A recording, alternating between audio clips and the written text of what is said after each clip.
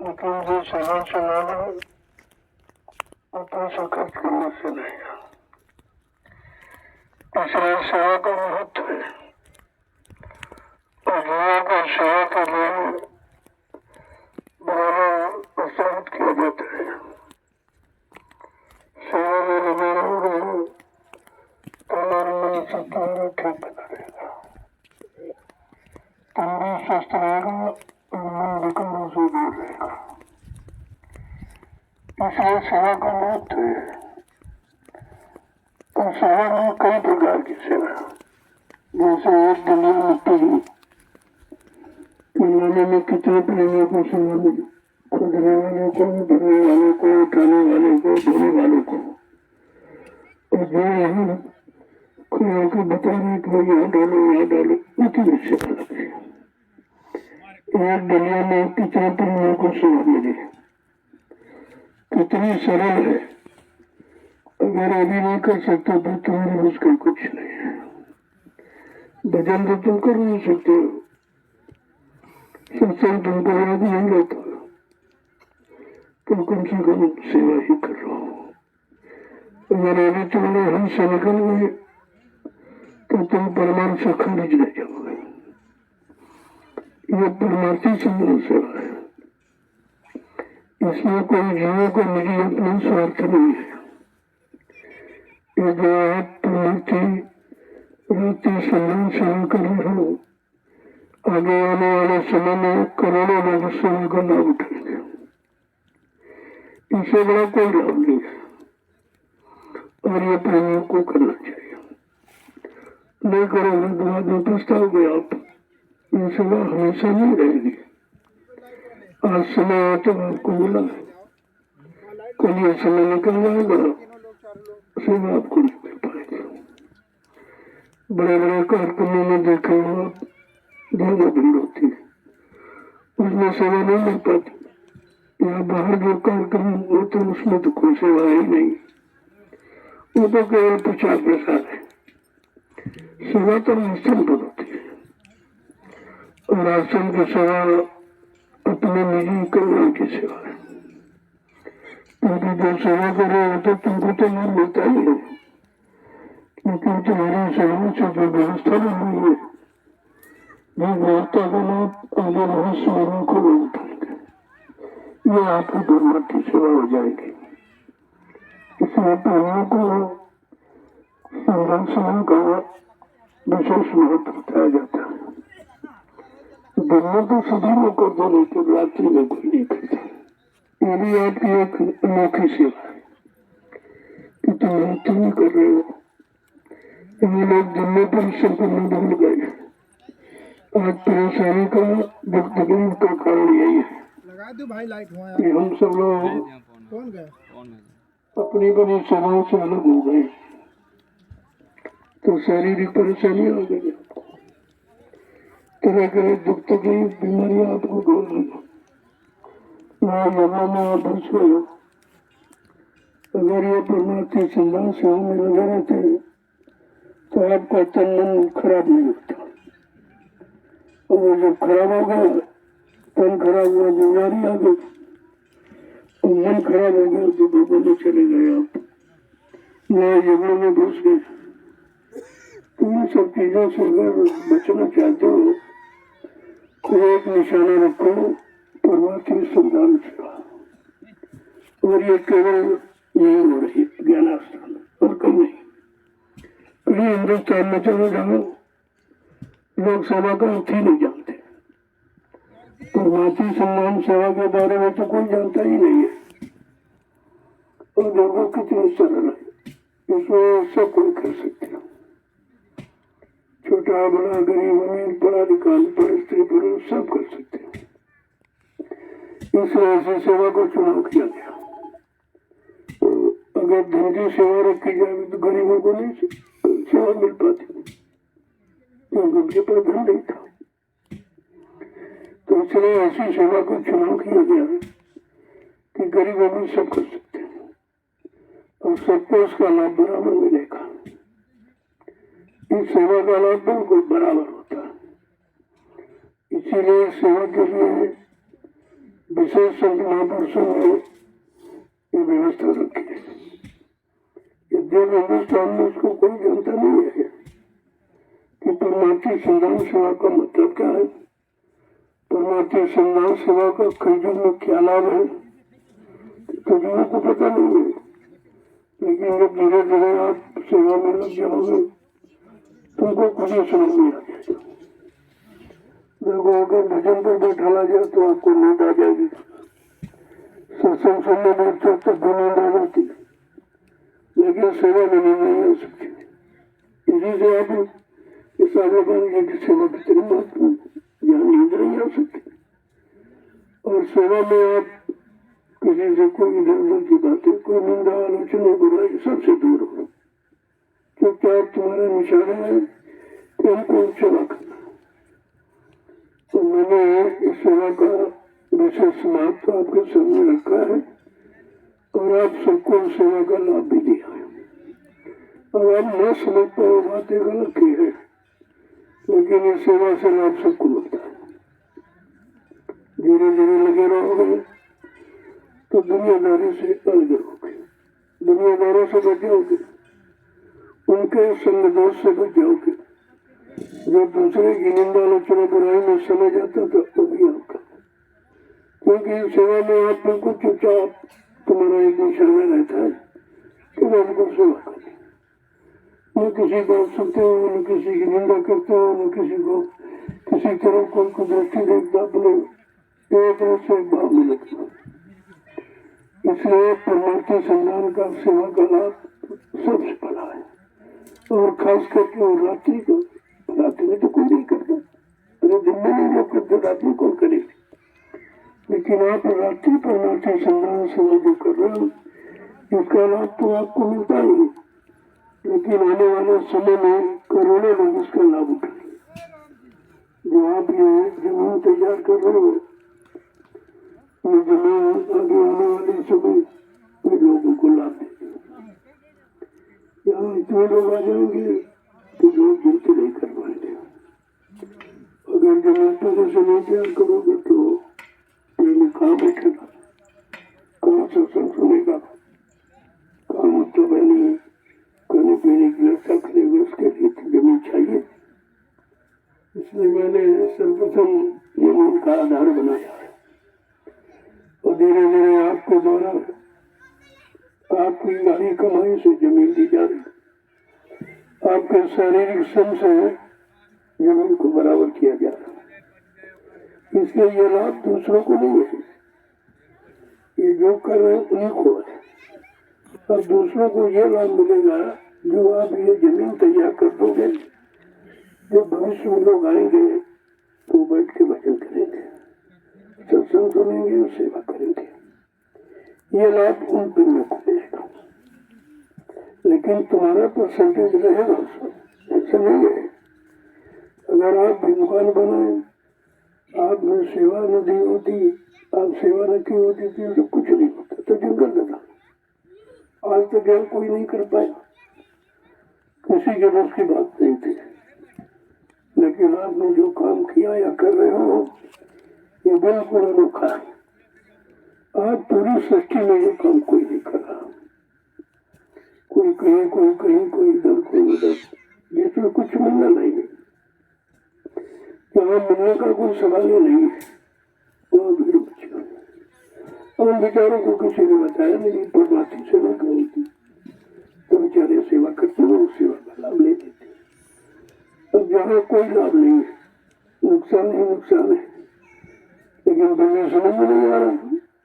इसी के लिए तो महापुरुषों ने कहा था आगे कलयुग में एक ऐसा समय आ जाएगा कि विनाश काले विपरीत बुद्धि, जब जिनका विनाश होने को होता है या बुरे पाप कर्मों की सजा मिलनी होती है तो उनकी बुद्धि खराब दिशा में चली जाती है। अच्छा सच्चा काम महात्मा को उनकी समझ में नहीं आता है। और महात्मा वो काम आपसे लेना चाहते हैं कि कमजोर से कमजोर, गरीब से गरीब हर व्यक्ति उस सेवा का लाभ उठाए।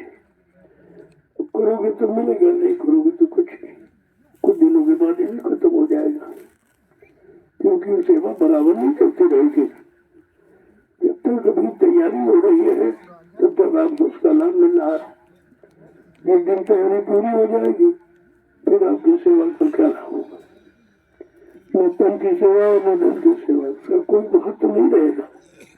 महत्व समय पर है। इसलिए प्रेमियों को चाहिए, यहाँ आए हो घर गृहस्थी परिवार बच्चे छोड़कर खेती दुकान दफ्तर बिजनेस व्यापार मजदूरी काम सब बंद करके आए हो तो कोई परमार्थ की कमाई कर लो, कुछ अपना सुधार, कुछ अपनी बीमारी कम करो। वो बीमारी डॉक्टर वो दखना दवाओं से नहीं जाएगी, सेवा से जाएगी। और वो सेवा परमार्थी सेवा थी। सेवा तो सभी लोग करते हो, घर गृहस्थी परिवार में बाल बच्चों की सेवा करते हो, दुकान दफ्तर खेती व्यापार की सेवा करते हो, समाज देश की सेवा करते हो, लेकिन परमार्थी सेवा अपने क्यों नहीं? किसी ने बताया नहीं आपको परमार्थी सेवा क्या होती? ये तो सेवाएं सभी लोग करते, बाल बच्चा पालन पोषण खेती दुकान दफ्तर बिजनेस व्यापार मजदूरी तो सभी करते, लेकिन परमार्थी सेवा ये तो किसी ने आपको बताया नहीं था। अब ये धीरे धीरे लोगों को पता चला है कि परमार्थी संधान सेवा इस समय नैमिषारण्य की पावन भूमि ये ज्ञानाश्रम मुश्रिक सीतापुर हो रहा है। यहाँ पर यह सेवा का अवसर है। यहाँ कर लोग सेवा कर सकते हैं, अपने पाप कर्मों को काट सकते हैं, अपनी बीमारियों को कम कर सकते हैं, और कहीं इसका कोई निदान कोई उपाय कोई समाधान नहीं है। तो प्रेमियों को चाहिए लगन के साथ सेवा। तो मेरा स्वास्थ्य बहुत खराब था, इसलिए मैं आपके दर्शन नहीं कर सका, आपके सामने उपस्थित नहीं रहा, लेकिन बराबर जानकारी देता। ऐसा नहीं है कि हम कोई अलग बैठे, बराबर देखते रहते कौन प्रेमी कैसे सेवा कर रहा है, उसकी सेवा में कितना उसका निजी स्वार्थ है, कितनी केवल आदेश पालन की भावना है, इन सब बराबर देखा जाता है।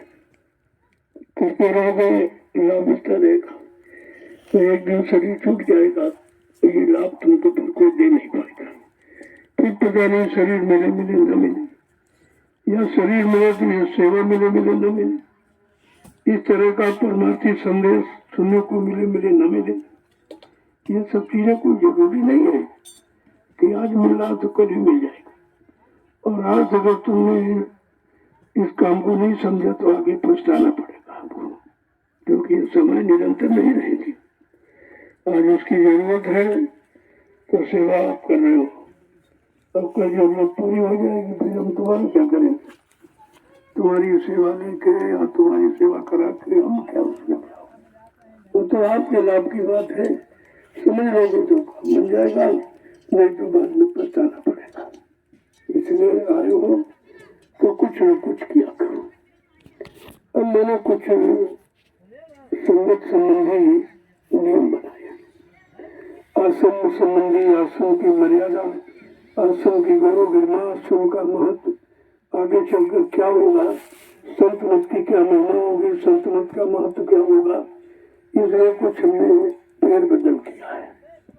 वो भी आपके सुधार के लिए, ताकि आप अपनी जिम्मेदारी समझो और सेवा करो तो पूरी सेवा का लाभ ले जाओ, कोई तुम्हारी सेवा में बंटवारा न कर सके।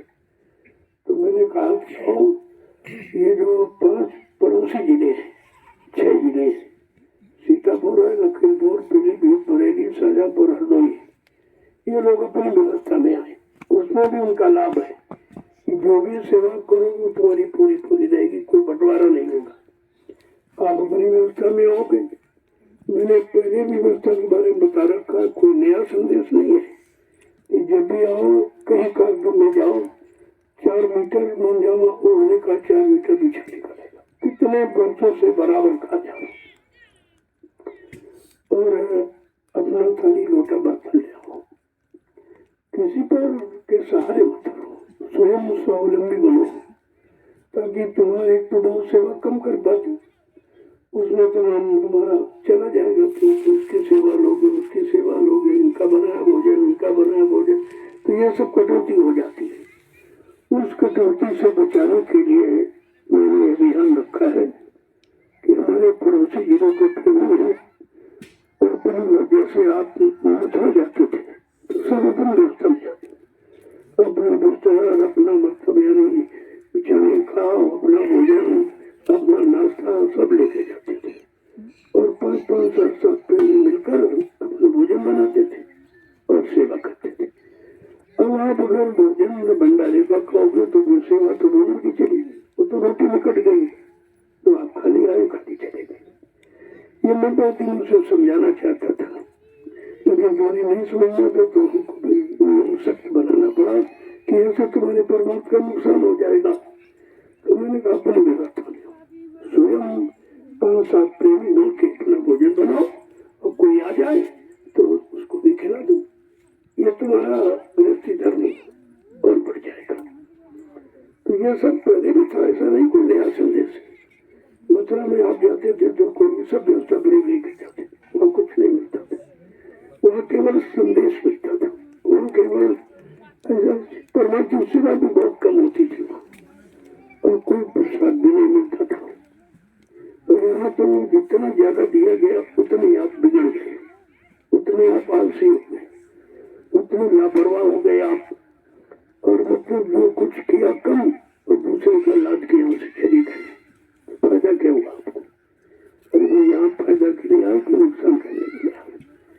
इसलिए मेरा जो परमानेंट यहाँ हमेशा रहते प्रेमी और सेवा करते रहते, उनके लिए भंडारे की व्यवस्था है।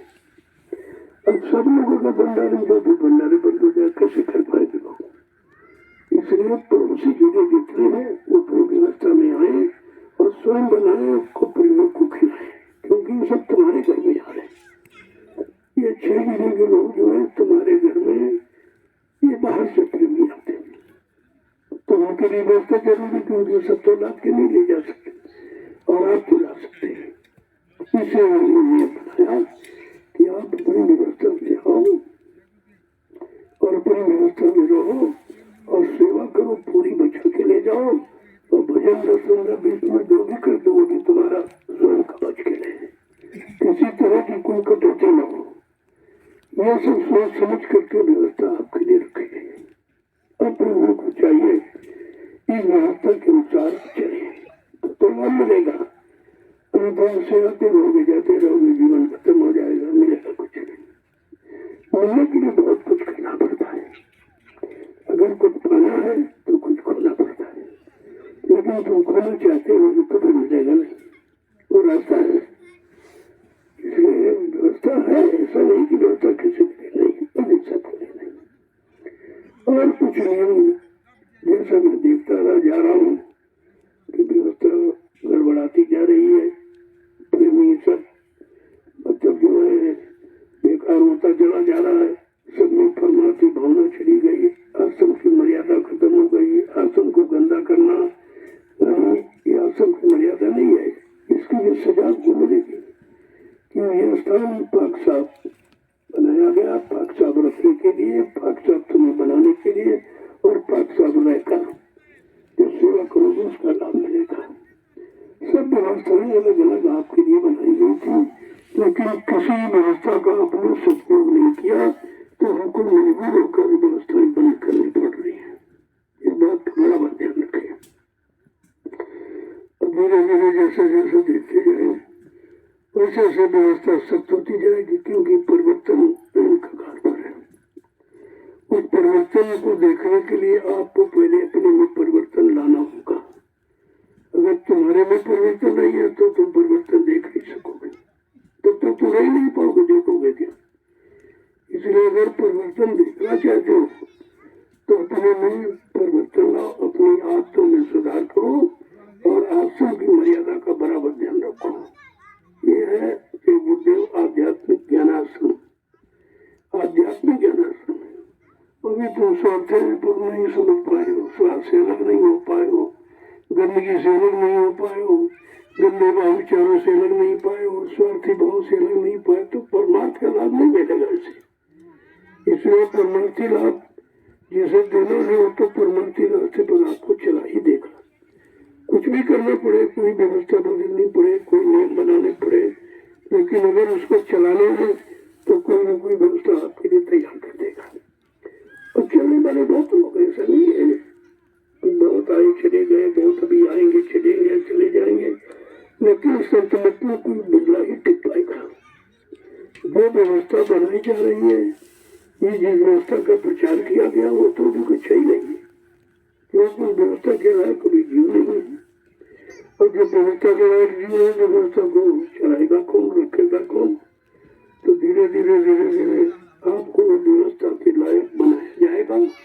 और बनाने में कुछ न कुछ तो आपको सहना ही पड़ेगा, कुछ न कुछ तो त्याग है, तपस्या है, कष्ट है, मुसीबत है, कुछ न कुछ सहनी पड़ेगी। कोई अच्छी चीज पाने के लिए बहुत कुछ सहना पड़ता है। और इससे अच्छा क्या है कि जीवात्मा मिली परमात्मा से मिले, हमेशा का ये जन्म और छुटकारा, इससे बड़ा कौन सा लाभ है? उस लाभ को पाने के लिए आपको कुछ न कुछ करना पड़ेगा। और इसीलिए मैंने कुछ नियम बदले हैं और कुछ अभी बदलूंगा, अभी काफी सुधार होगा, क्योंकि जब तक वो नहीं होगा तब तक सचिव आएगा नहीं। और सचिव लाने के लिए, सचिव व्यवस्था तैयार करने के लिए आपको व्यवस्था के अनुसार बनना पड़ेगा। नहीं बनोगे तो खाली लौट जाओ, बेईमान के नुकसान आप अपने करोगे। तो ब्रह्म को चाहिए कि वचन पर ध्यान से दो। और जब यहाँ मथुरा में लखों छोड़े जाते थे, पर 5-7 प्रेमी मिलकर भोजन बनाते, कितना अच्छा लगता था। और जो भी आ गया उसका, अरे भाई आओ तुम भी भोजन ले लो, वो भी भोजन। अब तुम ही नहीं बनाते तुम दूसरों को क्या खिलाओगे? तुम खुद बना के नहीं खा सकते हो तो दूसरों को तुम कौन सी सेवा सिखाओगे या कौन सी सेवा तुम करके दिखाओगे? तो इसलिए सेवक बनने के पहले आपको सेवा समझनी पड़ेगी, सेवा का पाठ पढ़ना पड़ेगा। सेवक किसे कहते हैं, सेवा किसे कहते हैं, यह समझना है। पहले संत बुद्ध ने स्पष्ट कहा कि सबसे सेवक धर्म कठोरा और सिर भर चले धर्म समोरा। सबसे पहले सेवक को ही जो करे सेवकाई और अर्घ करनी कर करे। कितना साफ साफ किया संतों ने। ये सबसे बड़ा पद है सेवक का। सेवक से बढ़कर कोई पद नहीं। सेवक कह लो, भक्त कह लो, भगवत कह लो, शिष्य कह लो, मतलब एक ही बात है। वो उसको अपने बने शब्दों में कुछ भी आप कहिए, लेकिन मुख्य सेवक ही है। और सेवक के अलावा कुछ है नहीं। जिस दिन सेवक बन जाओगे, सेवा भाव आ जाएंगे, उस दिन तुम्हें कुछ करना नहीं। तो तुम्हें और करना क्या है? सेवक बनना है। सेवक बन गए तो आपका काम हो गया। अब जिसके सेवक बने हो तो उसकी जिम्मेदारी वो करेगा, तुमको क्या करना? तुमको केवल सेवक बनना है। और सेवक तुम बनने को तैयार नहीं हो, इसलिए सब कसौटी की जा रही है। तो देखते जाइए धीरे धीरे कैसे समय क्रम बदलता है। तो सचिव को आने में लाने में इतना समय नहीं लगेगा, वो केवल हमारे आप में कमी है। अगर हम आप ठीक हो जाए तो देर कुछ नहीं। सचिव तो तुम्हारे पीछे ही खड़ा है, लेकिन देखने के लिए आंख होनी चाहिए, उसको समझने के लिए बुद्धि निर्मल होनी चाहिए, उसके लिए मन विकारों से अलग होना चाहिए। तब आप सचिव की व्यवस्था को समझ सकोगे। ऐसे नहीं कुछ होगा। इसलिए वो देखो काफी दिनों के बाद आपके बीच में आ सका, जरा स्वास्थ्य से बहुत करा, लेकिन फिर भी मैं आया।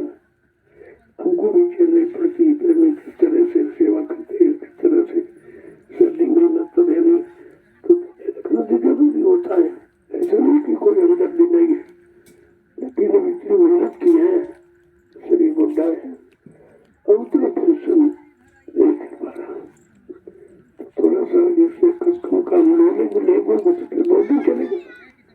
और जो जल्दबाजी करोगे तो समय कम है, समय ज्यादा नहीं है।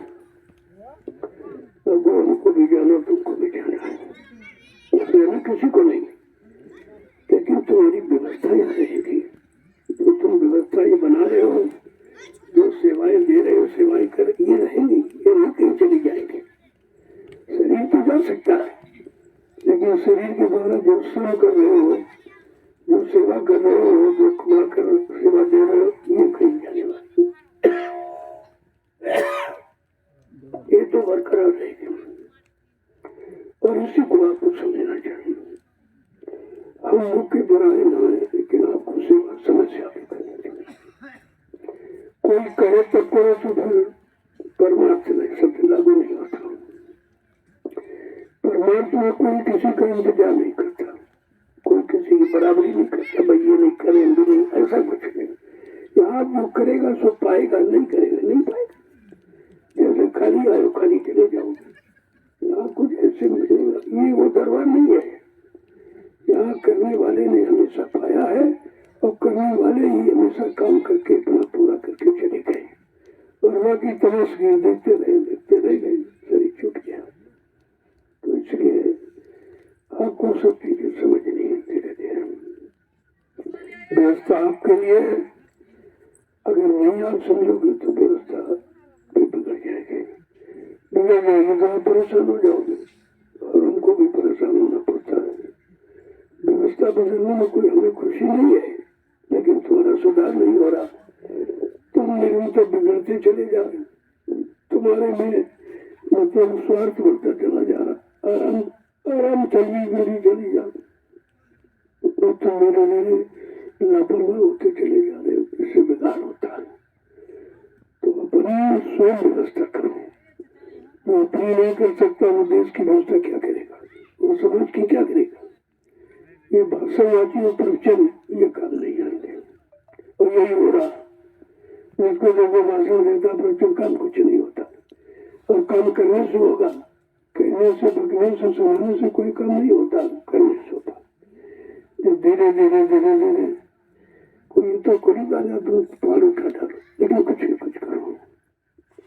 बैठने से तो कहते कि कुछ करना अच्छा है, क्योंकि आए हो तो कुछ न कुछ परमात्मा की कमाई करो। धीरे धीरे यही कमाई तुम्हारे साथ आएगी, यही कमाई तुम्हारे काम आएगी, और यही कमाई तुम्हारे लोगों के काम आएगी। जो तुम ये संविधान सेवा कर रहे हो, इससे जो व्यवस्था ये बन रही है, एक तो कितने लाखों लोग इसका लाभ उठाएंगे। जो रुपये पैसे से कोई नहीं कर सकता, वो परमात्मा संविधान सेवा से होता है।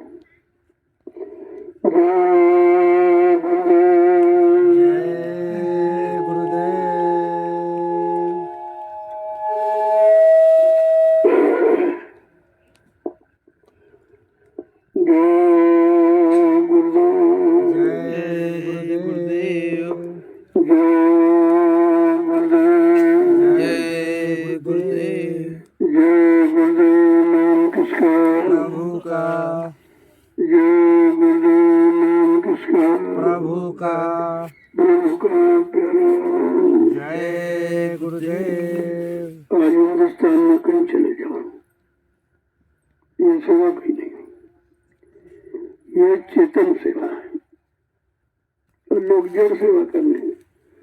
कोई पानी में नहा रहा, कोई ये कर रहा, कोई पत्थर पूजा कर रहा, कोई कागज कैलेंडर। इससे कुछ होने वाला नहीं, क्योंकि इसमें होना कुछ है ही नहीं, और इसमें कोई कराने वाला भी नहीं। न कराने वाला है और न कोई देने वाला, तो आपको लाभ के मिलेगा। इसलिए संत मत में इसका बहिष्कार किया गया। संतों ने चेतन सेवा, चेतन पूजा, चेतन ज्ञान, जिसे आत्मज्ञान कहते, शब्द ज्ञान कहते, उसकी प्राथमिकता दी। जड़ ज्ञान से कोई लाभ नहीं है, और जड़ता में फंसे रहोगे तो चेतन कभी मिलेगा नहीं। चेतन माने परमात्मा, चेतन माने जीवात्मा, चेतन माने महात्मा, चेतन माने महात्मा के द्वारा जगाया नाम, ये चेतन है। बाकी सब जड़ है। अब चेतन की बात तो कोई करता ही नहीं है। चारों तरफ हंगामा मचा हुआ है, और जड़ में लगने के कारण देख रहे हैं, कुछ हाथ नहीं लगा, सब चला गया, और अब भी नहीं समझ में आ रहा। गोस्वामी महाराज को रामचरितमानस लिखकर कहना पड़ा, कलयुग के ज्ञानी जीवों को सचेत करने के लिए।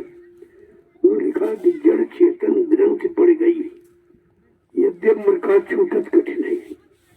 कहा जड़ चेतन की गांठ लगा दी गई है, तो झूठ है, लेकिन जीव के बस की बात नहीं है कि उसे खोल दे। उस जड़ चेतन की गांठ को खोलने वाला कोई चेतन महापुरुष चाहिए। इन्हीं महापुरुष को संत महात्मा कहते हैं, संत सदगुरु कहते हैं। वो चेतन जड़ और चेतन का भेद बताएंगे, जड़ चेतन की गांठ से अलग करेंगे। बाकी ये काम किसी बस का नहीं है। न तो किताबें पढ़ के आप कर सकते हो, न पानी में नहा के कर सकते हो, न कागज इकट्ठा करके अक्षरों को खरीद करके कर सकते हो। वो तो कोई कराने वाला, उन कराने वालों कहते हैं संत महापुरुष। जब वो मिलेंगे तो आपको जड़ चेतन का भेद बताएंगे। जड़ का मतलब क्या है, चेतन का। वैसे जड़ माने मुर्दा, चेतन माने जिंदा, ऐसा समझ लो मोटी बात। आप जानते हो कि मुर्दा होने के बाद व्यक्ति कुछ कर नहीं सकता, करने की शक्ति समाप्त हो जाती है। और चेतन माने जिंदा, जब तक वो जीवित है तब तक आपका सब काम कर सकता है, और मर जाने के बाद वही शरीर फिर कुछ काम नहीं कर सकता। तो इतनी बात जो जीव अभी तो नहीं समझ पाते, समझे क्या है। जड़ चेतन का भेद नहीं मालूम, जड़ चेतन का ज्ञान नहीं मालूम, जड़ किसे कहते, चेतन किसे कहते, अभी तक नहीं समझ पाए। और सब बेचारे उसमें उसके दुख उठा रहे, नाना प्रकार के दुख, एक तरह के नहीं, हजारों तरह के कष्ट उठा रहे, दुख उठा रहे, लेकिन फिर भी चेत नहीं पाए, चेतना नहीं आ रही उनमें। क्योंकि चेतन शक्ति कि जो जिनको ज्ञानदाता कहते हैं, अध्यात्म का खजाना रखने वाले संत महापुरुष नहीं मिलेंगे तब तक आपको ये ज्ञान कोई करा नहीं सकता। और जहाँ लोग लगे वहाँ बेचारे परेशान हैं और फिर भी हट नहीं पा रहे। ये सब हठी हो गए, हट, और हट बगैर ज्ञान के हट बड़ी हानिकारक है। अगर आप झूठी जड़ हट में फंस गए तो बड़ा मुश्किल है निकलना, निकल नहीं पाएंगे आप। इसीलिए महापुरुषों ने कहा कि देखो अगर निकलना है तो उन संत महापुरुषों के करीब जाओ जो निकले खड़े हैं सब तरफ से, और वो तुमको निकालने के लिए आए। उनका काम केवल निकालना है और तुम्हारा काम केवल फंसना है। और फंसे जीवों को लोग और फंसा रहे। अरे भाई, निकालेगा कोई, चेतन निकालेगा कोई, मुर्दा निकालेगा आपको, लेकिन सब जड़ की बात करते हैं। पानी में चले जाओ, कागज में चले जाओ, तीरथ में चले जाओ, मूर्त में चले जाओ, वहाँ क्या मिला जब कोई वहाँ है ही नहीं। जब देने वाला कोई नहीं तो आपको मिलेगा क्या। फिर भी नहीं जीवों की समझ में आ रही है। संत महापुरुष बेचारे कह कह के थक गए, लेकिन जड़ता की ममता से जीव अलग नहीं हो पाया और सब फंसे। जो ज्ञानी कह रहे हो भी फंसे, जो राजा कह रहा हो भी फंसे, जो प्रजा को उसको ले, जैसा राजा वैसी प्रजा होगी। अगर धर्मी राजा है, चेतन राजा है, चेतन ज्ञान रखने वाला राजा है, आत्मा ज्ञान रखने वाला है, आत्मा को जगाने वाला है, तो वो तो ये काम आपका कर सकता है, बाकी ये काम किसी के रस का नहीं। इसलिए समय से थोड़ा जागो। संत महात्मा जगाने के लिए आते, फंसाने के लिए नहीं आते। अब आप जागोगे कैसे, जाग करके संभलोगे कैसे, संभल करके सही सच्चे रास्ते पर चलोगे कैसे, इसी की तो जरूरत है। तो विचार तो इस बात का होना चाहिए, शुद्ध विचार, शुद्ध आहार। आहार और विचार अगर शुद्ध नहीं है तो फिर काम आप कैसे करेंगे। संत महापुरुष शुद्ध आहार शुद्ध विचार की बात करते हैं, और शुद्ध आहार हो गया, शुद्ध विचार हो गया, तो फिर काम करने में देरी नहीं होगी और सफलता भी पाने में देर नहीं आपको मिलेगी। लेकिन ये बताएगा कौन? क्या किताबें बता रही है, क्या पत्थर बता रहा है, क्या कागज बता रहा है, क्या पानी बता रहा है? चलो भी वहां तो कुछ है, वहां अपने मन से आप मन मुक्ता में कुछ भी करने लगो, लेकिन जहाँ कोई आदेश देने वाला नहीं है वहाँ आप मजदूरी कैसे मांगोगे? क्या पानी मजदूरी देगा? क्या पत्थर मजदूरी देगा? कागज कैलेंडर मजदूरी देगा, क्या तीरथ मूर्त मजदूरी देगा? कम से कम इतनी बात भी लोगों की समझ अभी तक नहीं आई है। तो फिर ये बताओ तुम्हारा कौन सा ज्ञान रहा? जिस ज्ञान से तुम्हारे में अज्ञानता बढ़ती जा रही है, क्या उसे ज्ञान माना जाएगा? तो धीरे धीरे धीरे धीरे तब कलयुग में संत पधारे, उन्होंने रास्ता खोला। और ये रास्ता किसी पर खोला नहीं, न सतियों के ऋषि मुनियों ने खोला, न योगियों ने खोला, न ब्रह्मचारियों ने खोला, न अवतारी शक्तियों ने खोला, न ज्ञानी विज्ञानियों ने खोला। किसने खोला? संत महापुरुष जब कलयुग में पधारे, उन्होंने रास्ता खोला। ये संतों का शब्द ज्ञान है, ये संतों का यानी परमार्थ ज्ञान है। इसे समझना चाहिए, तब आपको परमार्थ का पता चलेगा कि परमार्थ स्वार्थ में कितना अंतर है, भौतिकवाद और अध्यात्मवाद में कितना अंतर है, ये जड़ पूजा और चेतन पूजा में कितना अंतर है, और उन दोनों का लाभ में कितना अंतर है, ये सब समझ में आ जाएगा। इसलिए परमार्थ सेवा शुरुआत है, चेतनता की तरफ बढ़ने का जाने का की शुरुआत है कि आप कम से कम जो सेवा अभी तक की है वो तो आपके काम आई नहीं, वो तो लोगों के काम आई। परिवार बच्चों की सेवा की, उनके काम आई। देश की सेवा उनके काम आई, समाज की सेवा समाज वालों के काम आई। लेकिन तुम्हारी जीवात्मा का कल्याण ये तो किसी ने किया नहीं, क्योंकि आपने वो सेवा की नहीं। अगर आपकी सेवा समझ में आ जाती तो फिर आत्मा को लाभ मिल जाता। अब शरीर इंद्रियों से किया तो शरीर इंद्रियों को लाभ मिला, तो सीधा लगता है। जिससे करोगे उसको लाभ मिलेगा। शरीर इंद्रियों से करोगे शरीर इंद्रियों को लाभ मिलेगा, आत्मा से करोगे तो आत्मा को लाभ मिलेगा। अब इसी बात को आपको समझना है कि आत्म सेवा क्या है और मतलब शारीरिक सेवा क्या है। जब धीरे धीरे सत्संग में आओगे, बिना सत्संग विवेक न हो, बिना सत्संग के बुद्धि में विवेक ज्ञान निरंतर पहचान कभी नहीं हो सकती। किताबें पढ़ के कोई महात्मा नहीं बन पाया, और किताबें महात्मा बना भी नहीं सकती। किताबें परमात्मा से मिला नहीं सकती। किताबें तुम्हारी जीवात्मा को जगा नहीं सकती। वो तो कोई जागा हुआ जिसे संत महापुरुष कहते हैं, वो ले जाएंगे तो तुम्हारी जीवात्मा को जगा देंगे। उनके जगाने में कोई खर्चा नहीं है, क्योंकि वो रास्ता परमार्थी है, उसमें कोई मजदूरी नहीं किसी तरह की, और उसकी मजदूरी कोई चुका भी नहीं सकता। तो इसलिए जब करीब में आओगे, सत्संग वचनों को सुनोगे, परमार्थी सेवा में लगोगे, और आत्मिक कल्याण के लिए जो संत महापुरुषों ने आत्मिक रास्ता, आत्मिक पूजा जो रखी है, नाम की कमाई, जब नाम की कमाई करोगे तो काम होगा। वो स्वामी महाराज ने इसी को तो खोला कि नाम ले तो बहुत सिंधु सुखाई, कि जिस नाम के स्मरण से भवसागर सूख जाता है। अब तुमने तो करोड़ों नाम पढ़ रहे हो, उच्चारण कर रहे हो, लेकिन कुछ नहीं हुआ। एक भी दुख तकलीफ नहीं की और बढ़ती चली जा रही, एक भी बीमारी कम नहीं होती, बढ़ती चली जा रही। तो ये सब इसीलिए है कि आप असली बात को समझ नहीं रहे हो। एक तो आप जानते नहीं हो, और संत महापुरुष बताने की कोशिश करें तो आप मानते नहीं, फिर कैसे होगा? यही समझना आपको। जय गुरुदेव, जय गुरुदेव, नाम किसका? प्रभु का, प्रभु का प्यारा नाम। जय गुरुदेव। देखो आज तो जितनी सेवाएं परिवार की, समाज की, देश की, तो उसमें मजदूरी निश्चित होती है, लेकिन परमार्थी सेवा उसकी तो मजदूरी कोई दे नहीं सकता है, किसी को सही नहीं। लेकिन संत महापुरुषों ने उसकी मजदूरी रखी है।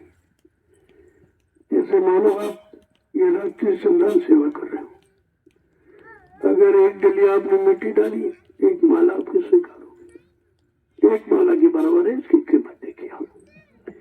और ये कीमत कोई नहीं दे सकता। कहीं चले जाओ कीमत को नहीं चुका सकता है, लेकिन संतों ने उसकी कीमत रखी है जीवों के लिए, परमात्मा जीवों के लिए, कि अगर आपने आदेश पालन में, वैसे तो कहते हैं तो आप मिट्टी उठाते रहते हो, लेकिन उसमें कोई लाभ नहीं दे सकता। हाँ, पैसे की मजदूरी दे सकता, सामान दे सकता, लेकिन ये मजदूरी परमात्मा मजदूरी नहीं दे सकता। तो इसलिए उसको बड़ा संभाल के रखा गया कि एक डलिया अगर आदेश पर, ऐसे नहीं, जब आदेश हुक्म दिया जाए तो उसकी जिम्मेदारी जो हुक्म देगा कि उसको एक डलिया की मजदूरी परिवार को खिचड़ी देनी का एक माला के बराबर, यानी एक माला आपकी स्वीकार होती है।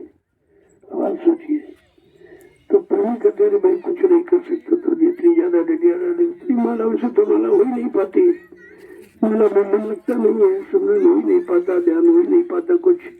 तो चलो अगर आदेश पालन में इतना बड़ा लाभ है तो फिर उसे तुम्हें किया जाए। तो प्रेम उसमें लग जाता, जुट जाता है कि भाई जितने ज्यादा हो जाए, क्योंकि 108 दाने की एक माला होती है, तो 108 डलिया डाली तो अभी एक ही माला तो की, ये भी बात तो चली है। तो इसलिए कुछ कमजोर जीवों के लिए कि निश्चित व्यवस्था बता देते, नहीं आपको 15 डलिया डाली, आपको 20 डलिया डाली या 25 डाली है, तो उसमें आपको मजदूरी पूरी देती जाएगी। ये उनकी सख्त गारंटी होती है। संत महापुरुषों की ये गारंटी आध्यात्मिक लाभ देने की है। लेकिन जब निस्वार्थ भाव से, कोई स्वार्थ न हो, कोई अहंकार न हो, सेवा का अहंकार हो गया तो सब चली जाएगी। अहंकार एक ऐसा जहर है, जब आया अहंकार किया गया सब बेकार कर देता।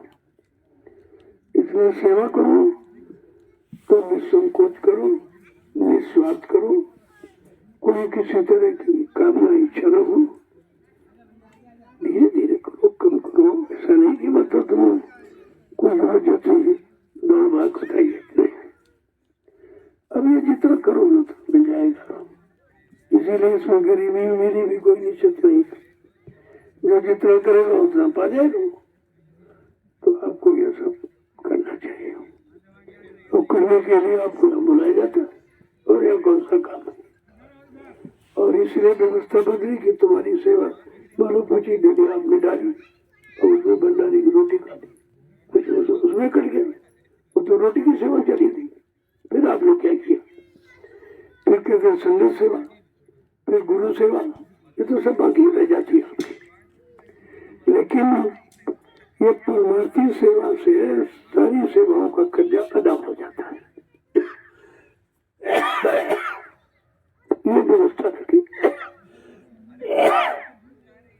क्योंकि परमार्थी सेवा निस्वार्थ सेवा, और निस्वार्थ सेवा अगर आप करते हो निस्वार्थ भाव से, तो सारी कर्म कब्जे की आबादी हो जाती है।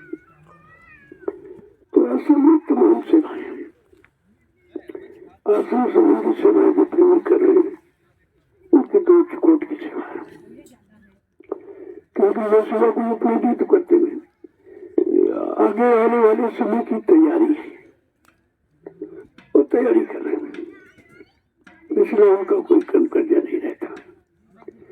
तो सबसे निस्वार्थ भाव से करते रहो। भाई हम तो सारी मजदूरी ले लो और चाहे तैयारी लो, एक ही चीज मिलेगी। चाहे दवा ले लो, चाहे मजदूरी ले लो, मजदूरी लेने वाले मजदूरी ले लो। तो इसीलिए कहा जाता जो जिस भाव से आता, संत मत का ये नियम है, आए शरण तजौनी ताही। जो शरण में आ जाता जीव, उसे ठुकराया नहीं जाता, कुछ न कुछ लाभ उसके अनुसार उसको देके भेजा जाता। अब जैसी जाए भावना जैसी, वो तो तुम्हारी भावना पर निर्भर है।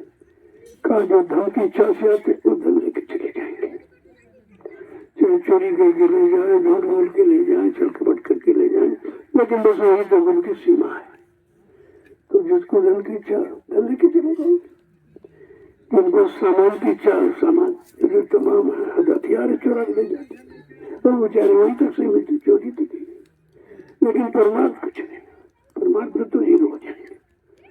सामान ले गए, बड़ा उठा लिए, ले चले गए, वो ये जानते कोई जानता नहीं भाई तुम्हारा सब नोट हो रहा है। जब रोज का रहा नोट हो रहा 24 घंटे की सारी घटना नोट हो रही है, जो तुम कर रहे हो वो सब नोट हो रहा, तो फिर तुम बच कैसे सकते हो? तो उसका नुकसान क्या कि परमार्थ से खारिज हो जाओ, परमार्थ नहीं बनेगा। जो धन की इच्छा से आए वो धन लेके चले जाए, जो सामान की इच्छा से आए वो सामान लेके चले जाए, जो पद और मान सम्मान की इच्छा से आए वो पद मान सम्मान लेके चले जाए। लेकिन जो प्रेमी जिज्ञासु भक्त भगवान की इच्छा से आया है वो भगवान लेके जाएगा। यहाँ सबका कोटा अलग अलग है, सबकी व्यवस्था अलग है। अब तुम किस व्यवस्था में रह रहे हो ये तुम्हारा होना चाहिए। रोज तो हम आपसे पूछेंगे नहीं, लेकिन एक दिन पूरा बता देंगे कौन क्या कर रहा है, कौन क्या सेवा कर रहा है, किसको क्या लाभ मिलेगा। इस चीज को बराबर ध्यान में रखते हो। इसलिए और तुम देखते तुम्हारे बस की कोई बात नहीं, न भजन न सत्संग तो बस का है नहीं, याद ही नहीं रहता, आपकी बुद्धि नहीं है। बुद्धि तो आपने सब ऐसे लोगों ने खर्च कर डाली, दुनियावी चिंतन में सब मन को दौड़ा के थका दिया। वो बेचारा भजन बैठता नहीं, सत्संग सुनने वाला सो जाता है, निराश हो जाता है। ये सब आपने खत्म किया, उसका नुकसान किया। तो कहा जा रहे भाई चलो गया सो गया, लेकिन जो बचा उसको बचा के रखो, उसी से काम नहीं लो। वो भी आप नहीं ध्यान देते हो, तो कुछ न कुछ सत्य नियम बनाने पड़े कि भाई तुम करते कम हो और कर्जा ज्यादा लाद रहे हो, तो ऐसा करो अपनी व्यवस्था में आओ जाओ, तो कम से कम कर्जे से तो बचोगे। जो कुछ थोड़ा बहुत करोगे तो वो तुम्हारा निजन हो जाएगा, उसी से तुम्हारा कुछ काम बन जाएगा। आगे फिर सत्संगी परिवारों में जन्म हो जाएगा, आगे आपकी व्यवस्था बन जाएगी। लेकिन अगर ये भी कुछ नहीं करोगे तो फिर जैसे आए वैसे लौट जाओगे।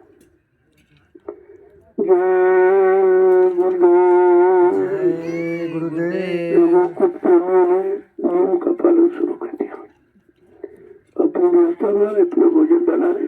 उनको खुद ही एहसास हो जाएगा यार बहुत अच्छी व्यवस्था थी कि अपना बना रहे, दो चार प्रेमी और आके उसमें खा रहे। या कोई दो ही आदमी बेचारे वो कैसे करे, कैसे चलो चार चार लोग मिलकर बनाएंगे, तो उसकी भी सेवा लग गई। तो एक तरह से नहीं, तमाम तरह से लाभ है। जब किसी काम को करना शुरू कर दोगे तब लाभ समझ में आएगा। और अपनी अपनी व्यवस्था में आओ रहो, बहुत अच्छा है। सिखा सब खत्म कि भोजन नहीं ठीक लगता है, ये नहीं है, वैसा नहीं है, वैसा नहीं है, तो ये शिकायत सब खत्म हो जाएगी। जैसा खाना चाहो, जैसा रहना चाहो, अपनी स्वयं व्यवस्था में आओ, हमारा झगड़ा खत्म हो जाएगा। इसलिए मैंने ये व्यवस्था रखी है। और धीरे धीरे आप देखोगे कितना तुमको आनंद मिलता है। अपनी व्यवस्था में कितना सुख है, शांति है। इसीलिए लिख के बताया गया कि पराधीन सपनों सुख नहीं, दूसरे के अधीन रहकर सुख मेरे सुख नहीं मिलता। लेकिन आप समझ नहीं पा रहे हो, तो उनको कोई नियम बनाना पड़ा कि भाई ऐसे नहीं समझेंगे, चलो उनको पर लागू कर दो। जब पर लागू कर दोगे तो खुद ही समझ जाएंगे कि अभी ये क्यों लागू किया गया है, क्यों ऐसा किया जाएगा। तो धीरे धीरे धीरे समझ में लोगों को आने लगेगा और एक दिन सब लोग इसी व्यवस्था को स्वीकार करोगे और कहोगे बहुत अच्छा है, इसमें हम अपना निजी सेवा कर लेते हैं और कुछ लोगों को सेवा करने का अवसर मिल जाता। मान लीजिए आप भोजन बना रहे, दो चार प्रेमी और आ गए बेचारे, अब वो कहाँ बनाए, दो लोग कहाँ कैसे बनाए, तो अभी गाड़ी भैया आओ तुम भी ले लो, तो दो लोगों की सेवा मिल गई। देखो अगर व्यवस्था तुम्हें बनाती तो दो की सेवा कैसे करते आप। इसलिए समझ में तो बहुत अच्छा है कि तो हम दो दूसरों की सेवा लेने से बच गए और इनकी सेवा हमको मिल गई, दो आदमी करने। तब समझ में आकर बहुत अच्छी व्यवस्था। महापुरुष कोई व्यवस्था खराब नहीं बनाते, लेकिन तुम्हारी समझ में देर से आती है क्योंकि आप लापरवाह हो गए, आलसी हो गए। अब तुमको वो थोड़ा सा कष्ट मालूम देता है, जबकि वो कष्ट तुम्हारे हित का कारण है, तुम्हारी भलाई का कारण है, अच्छाई का कारण। जय गुरुदेव। आज काफी दिन के बाद आपके दर्शन कर रहा हूँ, इसलिए थोड़ा समय देंगे आपको, क्योंकि जो लोगों ने काम चोरी की है, सेवा नहीं कर पाए, नहीं समझ पाए, आज उनको मौका है। और अब भी नहीं करोगे फिर तुम जानो तुम्हारा काम। हम फिर किसी बात को सुनने वाले नहीं, सीधी बात है। मैं पहले इसीलिए स्पष्ट कह देता हूँ। तो इसलिए आज कुछ समय ज्यादा से लिया जाएगा, क्योंकि जो आपने चोरी की है काम की चोरी, समय की चोरी, परिश्रम की चोरी, तो आज आपकी चोरी खो गई है। इसलिए उस चोरी का तो कुछ न कुछ खर्च आपको भोगना पड़ेगा, भोगना ही पड़ेगा। जो सेवा आपको ज्यादा करनी पड़ेगी, ताकि तुम्हारा जो नहीं किया था वो पूरा हो जाए। उसमें भी लाभ है, ऐसा नहीं, नुकसान तो है ही नहीं, उसमें भी लाभ। जय गुरुदेव, जय गुरुदेव। क्या वजह है?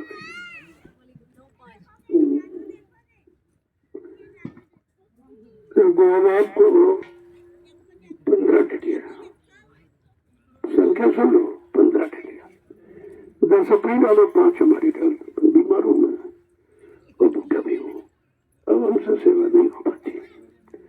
अब यही सेवा है कि आपको अच्छी सलाह देना, अच्छे काम की तरफ प्रेरित करना, आप में अच्छाई पैदा करना, ये कर सकता हूँ और वही कर रहा हूँ। तो 15 टटिया इनके डालिए आप। और उसके बाद मैं आपको आज परमार्थी का प्रसाद, एकदम मैंने उसको बंद कर रखा अभी नहीं, लेकिन तुम जो परमार्थी संधान सेवा आदेश में कर रहे हो, इसे उसका प्रसाद अनिवार्य है। ऐसे कार्यक्रमों की रूपरेखा मैंने बदल दी है। जैसे 5 दिन का कार्यक्रम तो आखिरी दिन प्रसाद बने, या बीच में कोई जाना चाहता विशेष काम उसको दे दिया कि जाओ बच्चों को ले जाना, और प्रसाद में केवल इलायची डालना, ये असली प्रसाद है। बाकी भोजन है, प्रसाद नहीं है। और ये प्रसाद सालों रख सकते हो, बाकी लड्डू बड्डू तो 40 दिन में खराब हो जाता, तो उन व्यवस्था को बंद किया जा रहा है। थोड़ा जबान पर कंट्रोल करो, स्वाद से बचो। ये स्वाद शरीर के लिए बहुत हानिकारक है और मन बुद्धि चित्त को खराब करने वाले हैं, भड़काने वाले। इसलिए धीरे धीरे धीरे धीरे इन सब पर विराम दिया जा रहा है। लचीदाना प्रसाद तो वो जो तुम्हारे काम आवे, तुम्हारी आपत्ति मुसीबत बीमारी में काम आवे। लड्डू तो कोई काम आने वाला है नहीं, मुझे प्रसाद बनाया जाता है। लड्डू तो आप लोगों ने बनाया, मैंने नहीं बनाया है, उसमें प्रसाद नहीं शामिल है। ये इलायची दाना जो देते हैं तो आपको प्रसाद बना देते हैं, ये आपके लाभ आएगा। और इसकी लोगों ने परीक्षा की है, जब बड़े अस्पतालों में भर्ती हो गए, किसी को ऑक्सीजन लग गया, किसी डॉक्टर ने कहा भाई अब तुम्हारा समय खत्म होने वाला है, तो मेरे पास फोन किया, तो मैंने कहा प्रसाद जो हो तो उसको दो आप। 10 बार जय गुरुदेव प्रभु का, वो प्रभु काम करे, मैं नहीं करूँगा, प्रभु करेगा। प्रभु लोगों में शक्ति है, ताकत है। आप प्रभु लोगों की परीक्षा कर लो, तो 10 बार प्रभु का नाम लेना और प्रसाद खिला देना। ये प्रसाद और प्रभु की दया दोनों आपको मालूम हो जाएगी, लाभ कैसे मिलता। तो उसके लिए आपको ये करना है, तो वो प्रसाद अभी आपको दे दूंगा। और जब प्रभु घर जाएंगे तो प्रसाद लेके जाएंगे और उसको बहुत सुरक्षित रखना। तो बड़े से सोने चांदी हीरे जवाहरात से ज्यादा कीमत है प्रसाद। यहाँ तुम्हारा पैसा कम नहीं करेगा, तुम्हारी बुद्धि फेल हो जाएगी, तुम्हारे सारे साधन खत्म हो जाएंगे, वहाँ ये प्रसाद काम करेगा। इसको बराबर ध्यान में रखिए और बहुत संभाल करेगा।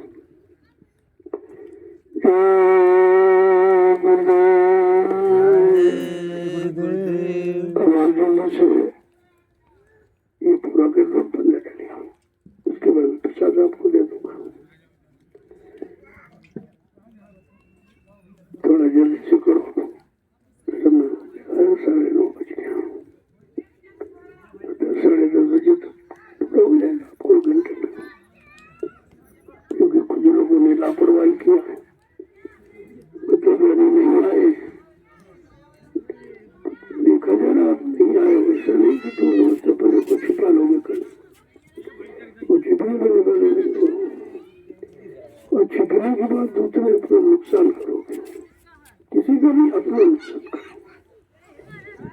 वहां से खारिज हो जाओगे। तो जहाँ सेवा होती वहाँ आना, देखना, ये भी सेवा में सम्मिलित है। लेकिन वहां लेटे पड़े रहना, ये तो आप अपना भारी नुकसान करेंगे। तो भंडारे की व्यवस्था धीरे धीरे मैं समाप्त करूंगा। जो परमानेंट परमानेंट उनके लिए, जो टोली में लोग आ रहे हैं सेवा में, उनके लिए रहेगा। जो अचानक कोई 1-2 दिन के लिए आ गया उसके लिए, बाकी जो उस तरह से आते जाते ये पड़ोसी जिलों के लोग, इनको अपनी व्यवस्था में आना चाहिए कि चलो हम सेवा करेंगे, शरीर से सेवा करेंगे, भोजन बनाएंगे, उसमें भी कुछ प्रेमी आ गए उनको शामिल करूंगा, भाई आप भी भोजन ले लीजिए। तो आपको तो चारों तरफ से लाभ दिया जा रहा है। अब आप थोड़ी संकुचित बुद्धि से समझ नहीं पाते हो। समझ जाओगे तो यहाँ नुकसान तो है ही नहीं, लाभ है। यहाँ नुकसान का कोई काम नहीं है, क्योंकि इसमें स्वार्थ नहीं। स्वार्थ में तो नुकसान हो सकता है, लेकिन परमार्थ में कोई नुकसान नहीं होता। जय गुरुदेव, जय गुरुदेव, जय गुरुदेव, जय गुरुदेव। जय गुरुदेव। नाम किसका? प्रभु का। जय गुरुदेव। नाम किसका? प्रभु का। प्रभु का प्यारा नाम। जय गुरुदेव, जोर से बोलो, जय गुरुदेव, सब मिल बोलो, जय गुरुदेव, बोलना होगा, जय गुरुदेव, अभी से बोलो, जय गुरुदेव, दुख दर्द हरेंगे, जय गुरुदेव, सब कष्ट मिटेंगे, जय गुरुदेव, सुख शांति भी देंगे, जय गुरुदेव, सबके दाता, जय गुरुदेव, सबके मालिक, जय गुरुदेव, प्रेम से बोलो, जय गुरुदेव। ये नाम नहीं इंसान का, नाम है प्रभु का, ये काम नहीं संत का, काम है प्रभु का। हमारे शरीर को जल्दी से पूरा कर। 15 दिन आपको डाले, कोई बात है ये संकल्प क्यों रखी गई? ऐसा नहीं, हर बात में कोई न कोई राज होता है और कोई न कोई प्रेमों के लिए लाभ होता है। दोनों चीजें होती है। आप इसको जैसे पूरा करो, इसके बाद